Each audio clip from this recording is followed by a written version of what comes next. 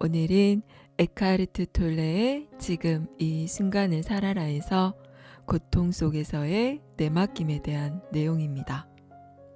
질문자가 묻습니다. 누군가 중병이 들어서 자신의 처지를 완전히 인정하고 그 병에 자신을 내맡긴다면 건강을 되찾으려는 의지를 포기하는 것이 아닌가요? 그 사람에게는 질병과 싸우겠다는 각오가 더 이상 없지 않은가요? 톨레가 답합니다. 내맡김은 지금 있는 그대로를 아무 조건 없이 기꺼이 받아들이는 것입니다. 우리는 지금 삶의 조건이나 환경에 대해서가 아니라 생명에 대해 이야기하고 있습니다. 질병이란 무엇일까요? 질병은 삶의 상황을 이루는 일부입니다. 그러니 질병에는 과거가 있고 미래가 있습니다.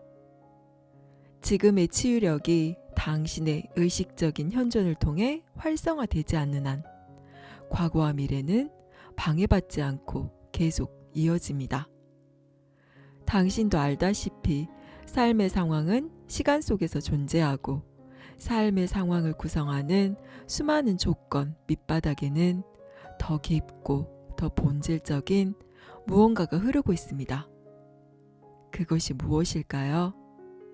당신의 생명, 시간 없는 지금 속 당신의 존재 자체입니다.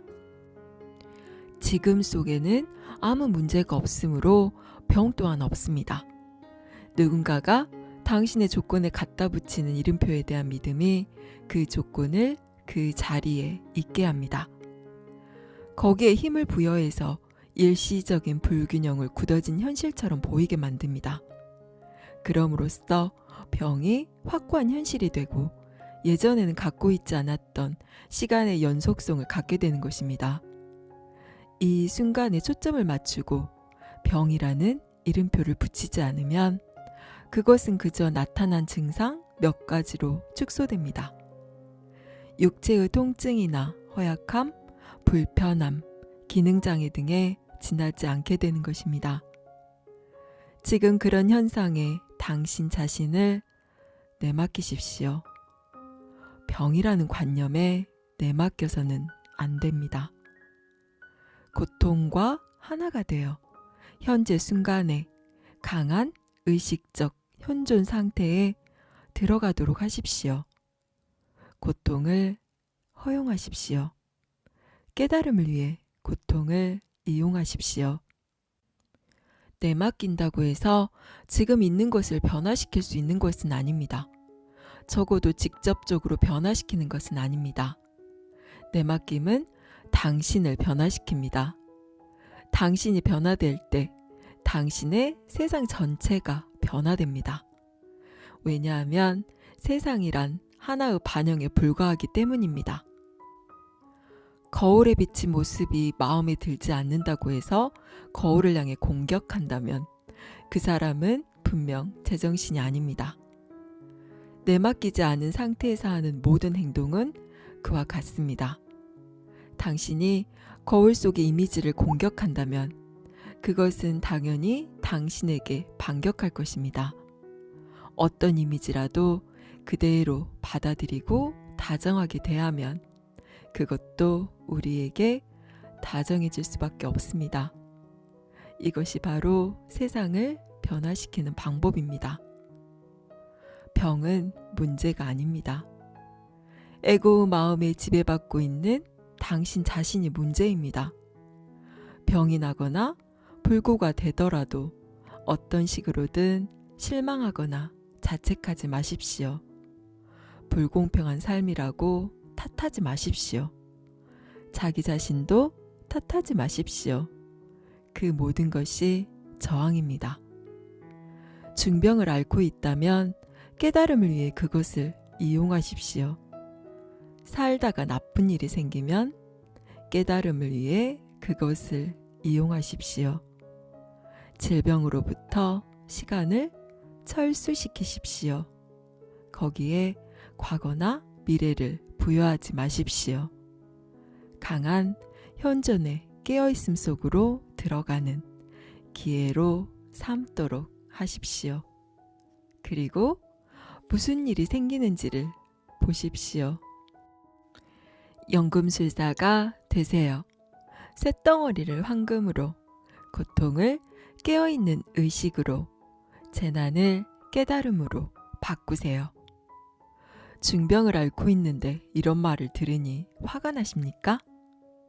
그러면 그것은 그 병이 당신의 일부가 되었다는 증거입니다. 그래서 당신 자신의 정체성을 보호하고 있는 것이고 질병 자체를 옹호하고 있는 셈입니다. 병이라고 이름표가 붙은 그 조건은 진정한 당신 자신과는 아무 상관이 없습니다. 깨어있지 못한 대다수의 무의식적인 사람들은 심각한 한계 상황에 부딪혔을 때에야 비로소 에고의 딱딱한 껍질을 부수고 내맡김을 통해 깨어날 수 있습니다. 천재지변이나 깊은 상실을 경험할 때 이 세상 전체가 산산조각이 나서 더 이상 의미가 없어진 듯한 고통이 닥쳤을 때 한계 상황이 오게 됩니다. 심리적인 것이든 육체적인 것이든 죽음과 만나게 되는 것입니다. 그런 상황이 닥치면 이 세상을 만들어내는 에고가 붕괴됩니다. 그때야 비로소 낡은 세상의 잿더미 속에서 새로운 세상이 태어날 수 있습니다. 한계 상황에서조차 꼭 그렇게 된다는 보장은 없지만 적어도 가능성은 항상 있습니다. 어떤 사람들은 한계 상황을 만나도 있는 그대로의 저항함으로써 상황을 더욱 악화시키고 지옥을 만듭니다. 그런가 하면 부분적이나마 내맡기는 상태를 경험함으로써 예전에는 느껴보지 못했던 삶의 깊이와 평정을 찾게 된 사람들도 있습니다. 에고 껍질 일부가 깨지면 마음 너머에 있는 광의와 평화가 조금이나마 뚫고 들어오게 됩니다. 한계 상황은 수많은 기적을 탄생시켜 왔습니다. 처형을 기다리던 살인자가 마지막 남은 몇 시간 동안에 무아의 경지에서 깊은 기쁨과 평화를 경험한 사례도 있습니다. 자신의 처지에 대한 내부 저항이 너무 강한 나머지 참을 수 없는 고통을 겪지만 거기에서 탈출할 방법도 마음이 투사할 수 있는 미래도 없습니다. 그러니 어쩌겠습니까? 어쩔 수 없이 내맡길 수밖에 없습니다. 그런 내맡김의 상태에서 은총을 경험하고 구원을 받고 과거로부터 완전히 해방된 것입니다. 은총과 구원의 기적을 위한 여지를 만드는 것은 말할 나위도 없이 삶의 한계 상황이 아니라 모든 것을 온전히 내맡기는 행위입니다. 그러므로 재난이 닥치거나 심각하게 일이 잘못되었을 때, 병에 걸리거나 불구가 되거나 집과 재산, 사회적인 지위를 잃거나 가까웠던 인간관계가 깨지거나 사랑하는 사람이 죽거나 고통을 받거나 자신의 죽음이 임박했을 때 한 발짝만 다가서면 거기에 또 다른 가능성이 있다는 것을, 고통과 괴로움이라는 쇳덩어리를 황금으로 바꾸는 연금술과도 같은 무언가를 만날 수 있다는 것을 기억하십시오. 그 한 발짝이 바로 내맡김입니다. 그런 상황에서도 행복할 수 있다는 뜻이 아닙니다. 행복할 수는 없을 것입니다. 하지만 두려움과 고통은 아주 깊고 현시되지 않은 세계로부터 솟아나는 내면의 평화와 고요로 변화될 것입니다. 그것이 모든 이해를 뛰어넘는 신의 평화입니다. 거기에 비하면 행복은 아주 피상적인 것입니다. 마음의 차원이 아닌 깊은 내면에서부터 당신은 파괴될 수 없으며 죽을 수 없는 존재라는 깨달음이 빛나는 평화와 함께 찾아옵니다. 이것은 믿음이 아닙니다. 외부적인 증거나 2차적인 증명을 필요로 하지 않는 절대적인 확신으로서 다가오는 진실입니다. 여기까지 에크하르트 톨레의 지금 이 순간을 살아라였습니다. 극심한 고통 속에 있을 때 우리는 어떻게 내맡김을 할 수 있을까요? 어떻게 해야 고통 속을 통과하면서도 힘을 쓰지 않고 온전히 내맡길 수 있을까요? 우리가 고통을 느끼는 이유는 현실에 대해서 저항을 하고 있기 때문입니다. 내 생각대로 일이 돌아가지 않는다거나 타인이 내 기대에 어긋나는 행동을 한다던가 애써 쌓아왔던 자화상이 무너지고 자신의 세계가 침범당했다고 느낄 때 등 자세히 살펴보면 내가 예상치 못했거나 원하지 않은 상황에 대한 저항이 우리를 고통에 빠뜨립니다. 만일 우리가 지금 일어나고 있는 일에 대해서 아무런 해석이나 저항을 하지 않고 있는 그대로를 받아들인다면 지금의 현실이 우리에게는 아무런 문제가 되지 않을 것입니다. 이 말이 마음이 만들어낸 시간 속의 현실을 살고 있는 우리에게는 굉장히 무책임하고 무기력하게 들릴 수 있는 것도 사실입니다. 중환병에 걸려있는 사람에게는 그 병에 완전히 항복하고 건강을 되찾겠다는 의지를 포기하라는 말처럼 들릴 것이고, 자신의 의지와 상관없이 벌어진 극한 고통스러운 상황에 처한 사람들에게는 이 말은 어쩌면 잔인하게 들릴 수도 있습니다. 이것은 모두 에고의 관점에서 바라보기 때문입니다. 핵심은 에고 수준에서 문제를 해결하는 것이 아니라 문제를 일으키는 에고를 알아차리고 거기에서 자유로워지는 것입니다.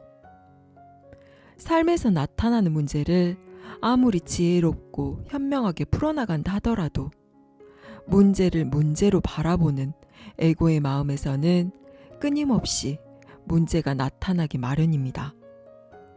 본래 문제란 없음을 알아차려야 합니다. 모든 문제는 당신이 문제로 바라보기에 문제가 되는 것입니다. 당신이 죽음에 저항하기에 병이 문제가 되는 것이고 고통으로 다가오는 것이며, 당신 뜻대로 이루어져야 한다는 생각이 지금 일어나는 상황에 저항하게 되고 문제가 되는 것입니다. 내맡긴다는 것은 모든 것을 포기하고 체념하는 것이 아니라 내가 맞서 싸워야 하는 문제가 아님을 깨닫고 있는 그대로를 아무런 해석이나 이름표를 붙이지 않고 바라보는 것입니다.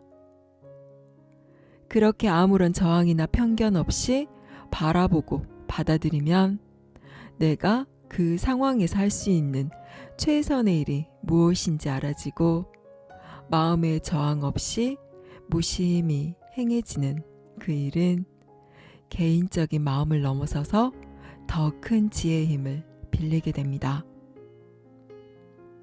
내가 내세우는 나라는 생각만 내려놓으면 문제란 없으며 모든 것은 되기로 되어 있는 대로 흘러가기 마련입니다.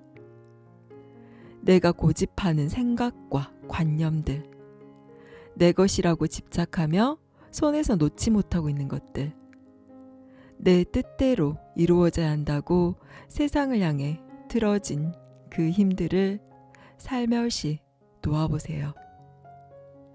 그런 것들 없이도 당신은 절대적으로 안전하며 훨씬 자유롭고 큰 자신을 느낄 수 있습니다. 감사합니다. 사랑합니다.